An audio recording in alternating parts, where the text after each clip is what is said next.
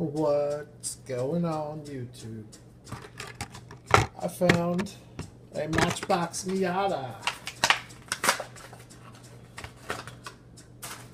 This is a recolor. This came out originally in red, but it looks a lot better in silver because the little details just seem to stand out better, I think. Very cool little car for $1. Pretty easy one to find too. I've seen bunches of these. It's not one that seems to be getting scalped like crazy, like those new Datsuns are going to be. So that's pretty cool. So I've got about 2 weeks left at this house. I've got about 3 days left with the diorama. So this right here is the second to last video. I have a package coming tomorrow. So tomorrow night will be the final video in this house on this diorama. And then there won't be any videos for a while. At least not, I don't know. If there are, they're not going to be very structured. Not like they are now anyway, so it'll just be a different backdrop. But anyways, I wanted to show some stuff.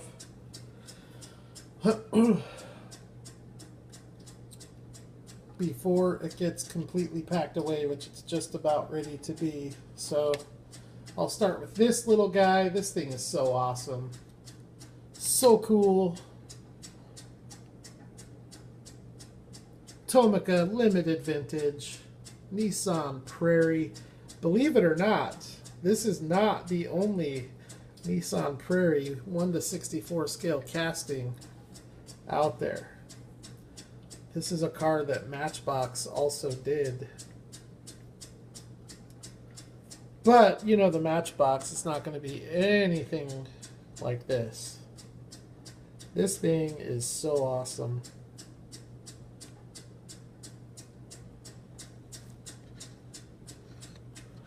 Such a cool car.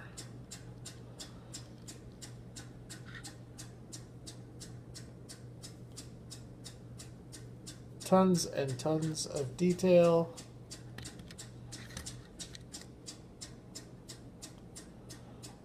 True to scale, true to 1/64 scale. So there you go. Really cool car. Nissan Prairie. Next,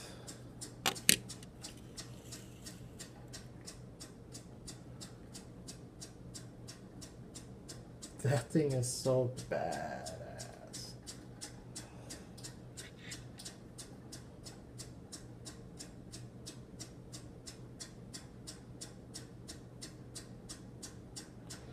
Just a little Volkswagen.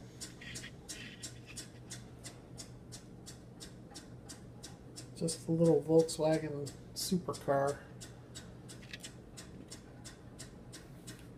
V12 Nardo.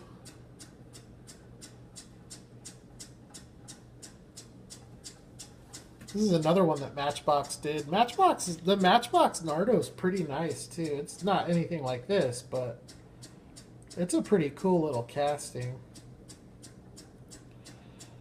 This thing is sick though.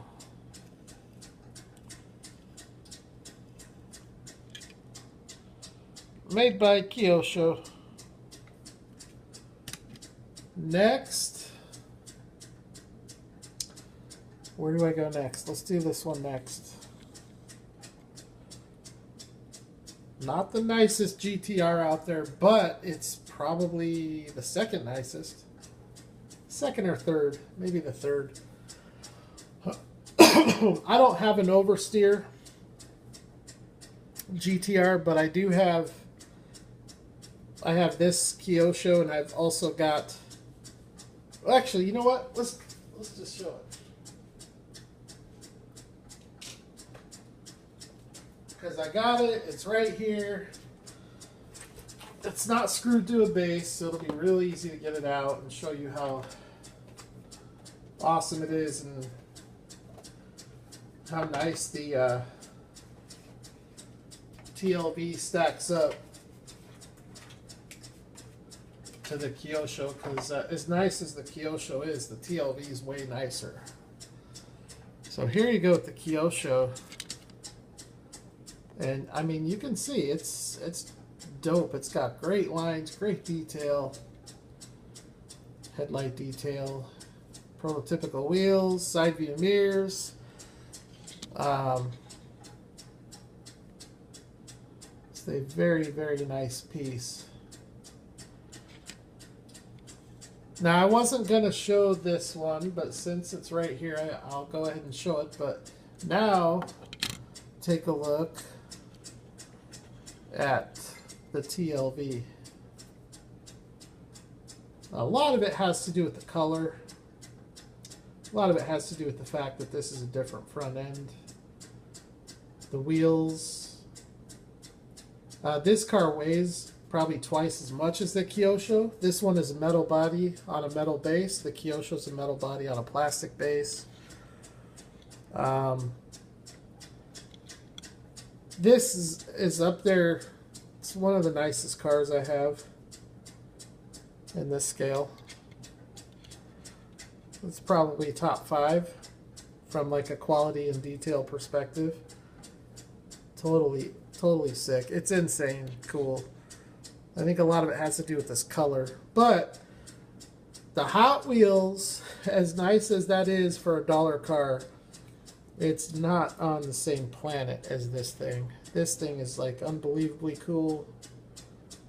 The Hot Wheels is just kind of cool. Let's see if I can... I mean, look at those seats. The interior. I mean, the interior is just as accurately replicated as the exterior. It's just so sick. How do they do it? So, very cool. Definitely nicer than the Kyosho. Now, the rest of these are all Kyosho. And they are all sick. Look at this. Call the doctor. It's so sick. Transparent insert tail lights, and look at those indicators. Look at the Subaru badge. Now, when you look at this, just keep in mind that this is the same size as a Hot Wheel. Not a 1 to 24 scale, not a 1 to 32nd scale.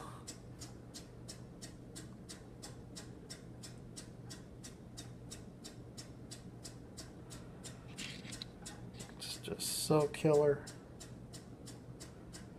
So yes, Kyosho does some of the nicest work out there in 1 to 64 scale. Nice looking wheels. I got 3 more that I want to show. Let's do a Nissan Skyline next. It has grass. There's your R33 in black.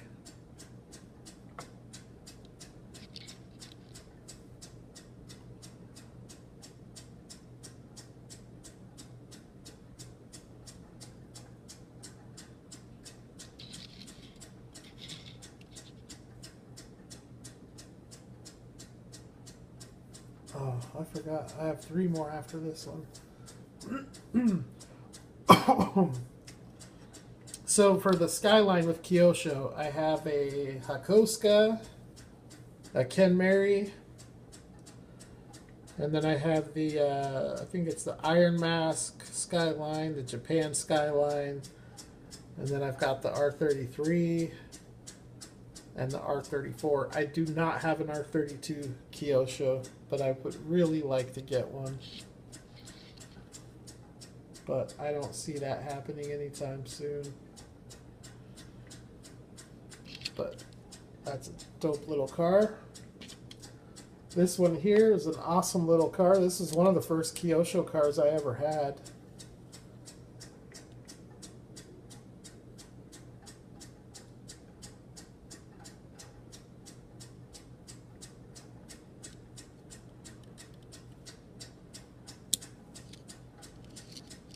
Pretty incredible detail for such a little replica.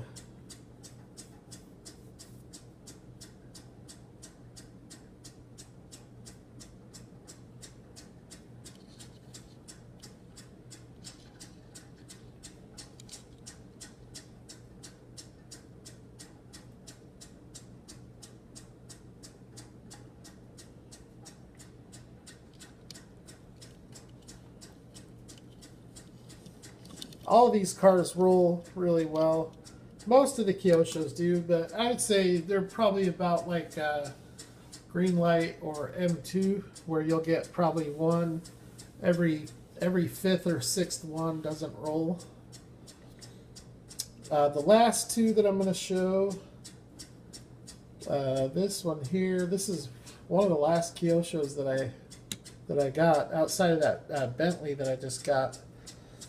This thing is so cool, and you know, I didn't realize how cool it was till I took some photos of it up close. It really looks good.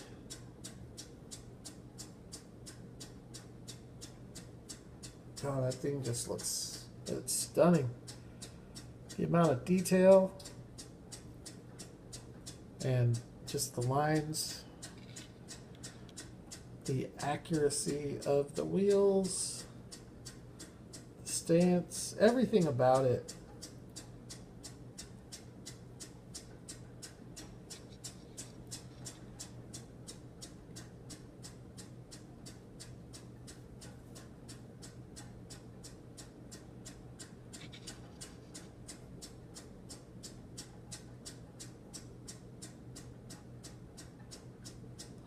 It's a really, really nice color. I think the color helps set it off a lot. The other thing I really like about this car is that front end.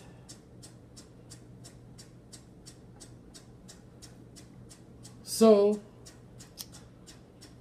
if you didn't know, this is a Aston Martin V12, what is it?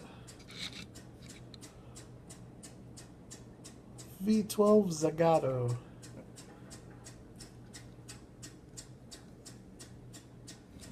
And then the last one that I'm going to show, I don't really look at this one that much, and it's kind of crazy because it's one of the nicest ones, I think.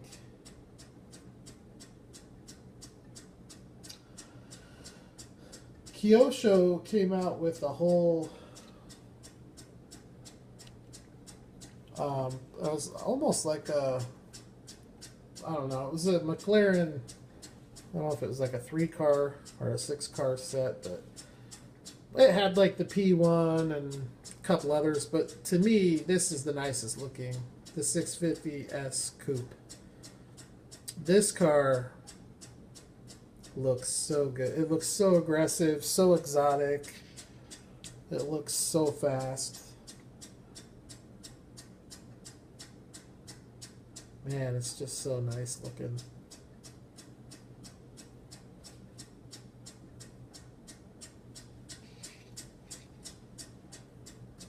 Just look at the stance. Kyosho is unbelievable with the stance. Got that back wheel sticking out a wee little bit. But it's a nice roller.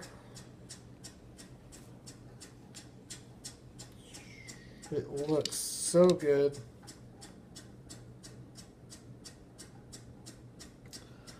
If seeing these cars doesn't motivate you to go online and buy a Kyosho or two, I don't know what will. Or better yet, try to trade. Find someone that has some for trade. Like this guy. But actually, I think I'm done with all my trades and everything until after the move. I gotta get this. I gotta make that my focus and get that put in the rear view. But just look at that. Look at how awesome this thing is. Killer.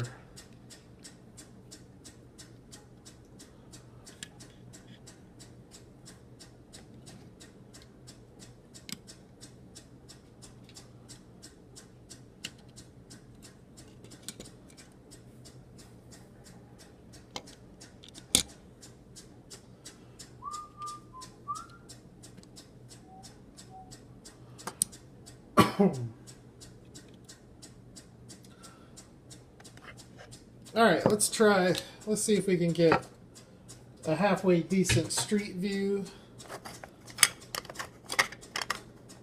to wrap up the video.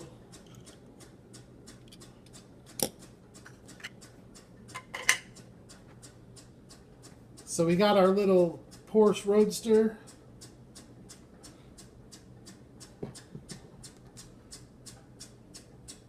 Tomica Limited Vintage. GTR. Kyosho. Actually, all of the rest of these are Kyosho. Oh wait, which one?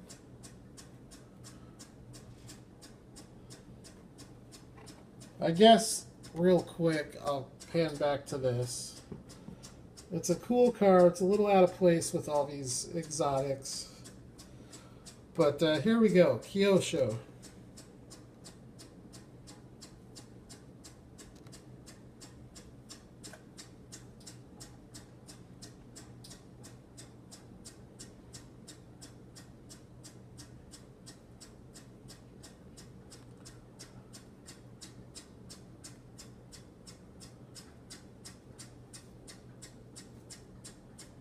So for all you car guys, if these are real cars,